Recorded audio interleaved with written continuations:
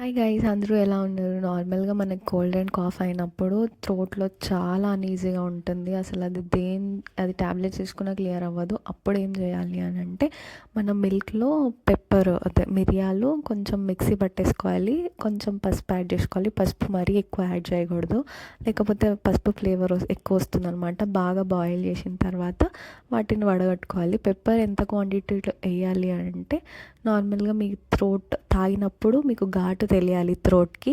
అలా చేస్తే మీకు కంఫర్ట్ ఉంటుందన్నమాట. ఇలా ఒకసారి ట్రై చేసి చూడండి. మేము ఫాలో అయ్యేదైతే ఇదే.